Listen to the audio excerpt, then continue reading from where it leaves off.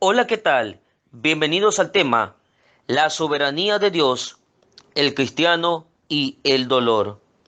Epístola de Santiago, capítulo 5, versículo 11. He aquí, tenemos por bienaventurados a los que sufren. Habéis oído de la paciencia de Job y habéis visto el fin del Señor, que el Señor es muy misericordioso y compasivo. Hoy estudiaremos la historia de Job. El libro que lleva su nombre tiene como tema principal el sufrimiento de las personas en esta tierra y por qué Dios lo permite. Este libro, a lo largo de 42 capítulos que contienen 1054 versículos, detalla la historia de un hombre que experimentó el sufrimiento en su máxima expresión y que a su vez entendió en medio de esto los propósitos que la soberanía de Dios tenía para con él. A continuación veremos el significado del nombre Job. Job significa el hostilizado o el atacado. El nombre de Job, en su significado, refleja la vida que a este hombre le tocaría vivir, enfrentándose cara a cara con el dolor ocasionado por el sufrimiento. En Job, capítulo 1, versos 1 al 25 y capítulo 2, versos 1 al 13, se presenta la narración de la dura forma como fue probado este hombre. Las escrituras nos dicen que él era una persona temerosa de Dios y que su vida era santa.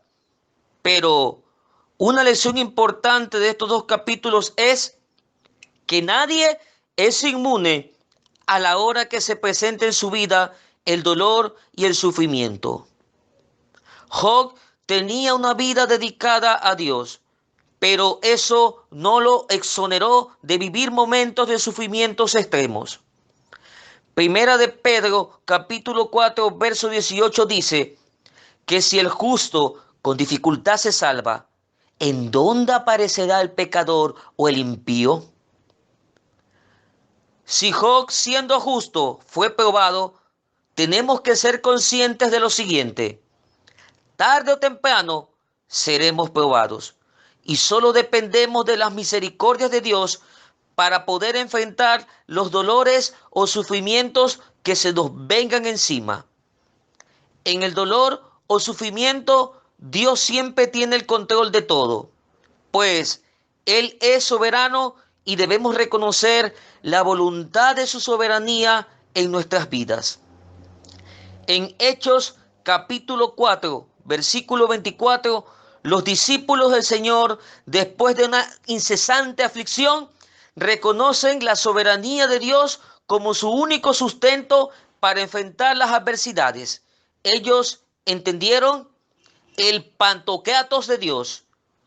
Pantocratos es una palabra que significa el dominio total de Dios sobre todas las cosas y nos indica que nada está fuera del control de Dios. Ahora analizaremos el sufrimiento y dolor que Job tuvo que pasar. El capítulo 1 de Job muestra que Dios hizo una reunión de sus hijos en el cielo y entre ellos también se coló Satanás. En esa reunión, Dios, al ver llegar al diablo, le pregunta: ¿de dónde vienes? Y él responde: de rodear la tierra y de andar por ella. Aquí existe una gran verdad espiritual, y esa es que Satanás no está en el infierno. Él comparte la misma atmósfera donde usted y yo vivimos. Y es interesante que él diga que rodea a la tierra. Y esto lo dice indicando que en su actividad maléfica él no duerme. Primera de Pedro capítulo 5 versículo 8 menciona al enemigo de nuestras almas como un león buscando a quien devorar. Dios le hace referencia al diablo: ¿has visto mi siervo Job? y le especifica su fidelidad hacia él. Satanás ya tenía visto a Job y Dios lo sabía, pero Satanás no podía tocarlo sin tener el permiso de Dios para hacerlo. Un cristiano consagrado al Señor no puede ser atacado por Satanás sin el consentimiento de Dios. Existe una protección la cual es respetada por el enemigo. A continuación veremos los blancos del ataque a Job. Primero, todo lo que tenía, incluyendo su familia. Job se quedó sin nada, perdió todas sus riquezas y el dolor aumentó con la muerte de sus hijos. Un dato interesante de esta parte de la historia es que Satanás le mató todo a Job y que lo único que no tocó fue a su esposa.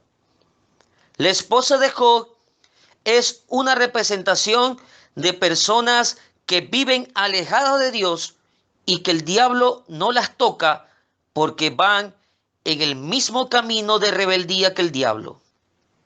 Job era un peligro para Satanás, por eso lo atacó. Pero la esposa de Job no representaba peligro debido a que cuando nos volvemos nosotros conformistas y personas sin compromiso para con Dios, no chocamos de frente con el diablo porque vamos en su misma dirección.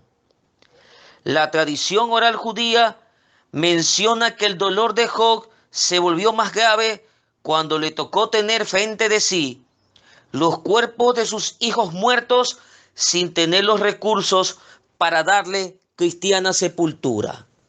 En todo esto, Job no pecó ni atribuyó culpa a Dios. Amigo, ¿cuál es nuestra actitud al pasar por la desgracia?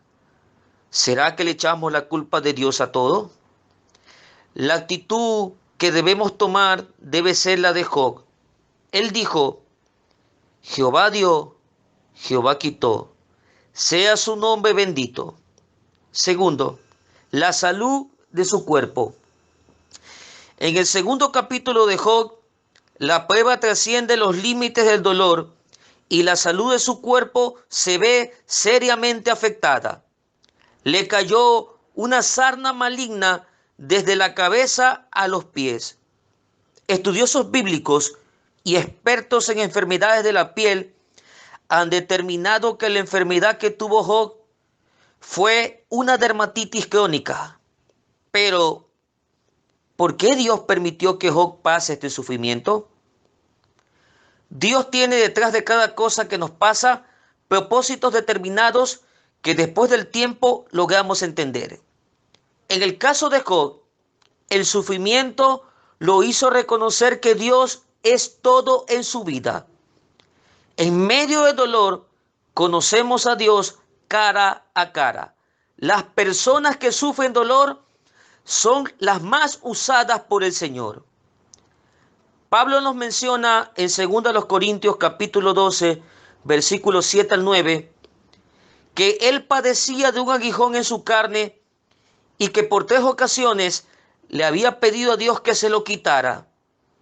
Pero la respuesta de Dios fue: bástate mi poder en tu debilidad. A partir de allí, Pablo entendió que nunca debía olvidar el hecho de siempre depender de Dios. Las voces en medio del dolor y el sufrimiento. Job capítulo 2, versículos 11 al 13 mencionan a 3 personas que acompañan a Job en medio de su sufrimiento. El primero, Elifaz. Él representa la voz de la erudición o la voz de la experiencia. El discurso de este hombre está en el capítulo 4 y es la voz que en medio del sufrimiento dice: los tiempos de antes eran mejores. ¿Por qué me pasa esto a mí? Segundo, Bildad. Representa la voz de la traición en medio del dolor. Su discurso aparece en el capítulo 8 y es la voz que dice: mira, estás solo, todos te han dado la espalda y toda circunstancia, por muy buena que sea, te va a ser contraria. Tercero, Sofar representa la voz del dogmatismo. Su discurso aparece en el capítulo 11 y es la voz que dice: lo que te pasó fue por algo. En tiempo de dolor, nunca falta quien cuestione maliciosamente el motivo de lo que te está pasando. Ante todas estas voces que rodeaban a Job, aparece una cuarta, y esta es la voz de Eliú. Eliú representa la voz de la moderación y tiene un gran discurso que aparece en el capítulo 32. Eliú es la voz que en medio del dolor va a traer personas a ti que nos hagan ver que Dios siempre tiene el control sobre nosotros, aún en las circunstancias más difíciles. La voz de Eliú nos enseña que en medio del dolor no debemos rebelarnos frente a Dios, aun cuando nos sintamos incomprendidos delante de todos los demás. El libro de Job, después de 9 discursos de su autor, justificándose a cada instante, llega al punto del capítulo 31, versículo 40, donde dice: aquí terminan las palabras de Job. Y esto nos enseña que existe un tiempo para callarnos, para que Dios así nos pueda hablar. ¿Cómo terminó la prueba de Job? Después que guardó silencio y oyó a Dios, el Señor le pidió que ore por sus amigos y de inmediato fue restituido otra vez a bendición. Es fácil orar por quienes estimamos, pero qué difícil es orar por aquellos que nos han ofendido o nos han lastimado. Conclusión: en medio del sufrimiento y del dolor, Dios siempre tiene el control. Ministerio de Enseñanza Cristiana, Revelación Bíblica al Mundo. Autor de este estudio, Maestro Bíblico Armando Merchán.